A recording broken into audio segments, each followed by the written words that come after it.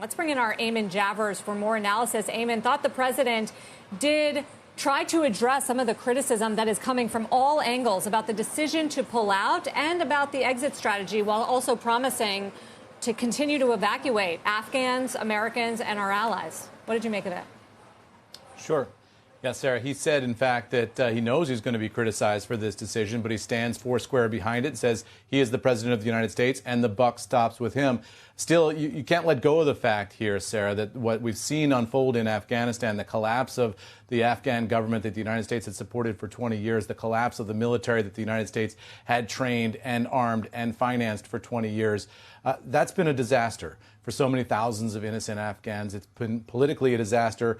These images that we've seen for the Biden administration, and the president knows that as he deals with this situation unfolding much more quickly than he had led the American people to believe it would, and perhaps than that he believed it would unfold. Still, this is a president who is committed, he says, to removing all American military forces from Afghanistan, to ending the U.S. commitment to prop up the government there, and saying ultimately that the collapse that we've seen over the past 48 hours was going to happen. Whether it was 5 years ago or 15 years in the future, he says this was going to be the outcome, and he was the president who had to take the painful decision to simply end this conflict now and end U.S. involvement in a civil war under the grounds that he feels it's wrong to ask American servicemen and women to continue to sacrifice and die in a war, in a civil war in Afghanistan, in which it's clear that the Afghan government and the Afghan military no longer had a will to fight. So in an ironic way, he's using the collapse here as evidence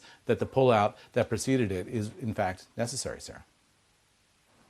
And Eamon, I mean, I thought it felt, dare I say it, somewhat callous to say what you just mentioned there, quote, we couldn't provide them with a will to fight for their future. But that point aside, what I wanted to ask for your view on was the bigger picture that Sarah mentioned at the top, that to say this mission was never about nation building. And he said that the mission and any other mission going forward in this country or others should be narrowly focused on anti-terrorism. And I just wonder what people in other countries around the world, from Iraq to Taiwan, will be thinking, watching that, and the level of boost it will give to other aggressive nations from China and further afield to see those words come out of President Biden's mouth.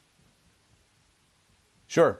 I mean, look, what the president has decided here, and history will tell whether he's right or not, is that the short-term, he hopes, pain of pulling out of Afghanistan now and dealing with this problem now is worth it in order to refocus the United States foreign policy and military establishment around other more 21st century goals, and that the idea of nation building in Afghanistan is a failed project that failed early in the 21st century and has been kind of limping along on autopilot for more than a decade now. You know, he talked about the mission to take out Osama bin Laden, and there are those who argue, and Biden seemed to be doing it implicitly here, that the United States should have gotten out of Afghanistan after that mission was complete, saying that we went in there after 9/11 to get the people who took part in that terrorist attack. Once that was over, the United States had no moral obligation to try to build a modern democracy and functioning government in Afghanistan, that was simply too heavy of a lift. Biden says he's concluded that years ago and has written extensively about it.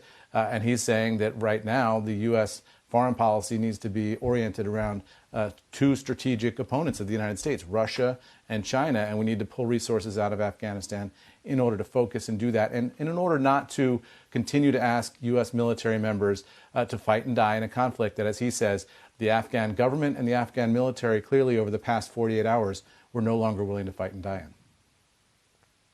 Eamon, thanks for that reflection and joining us there after the President Biden's comments there.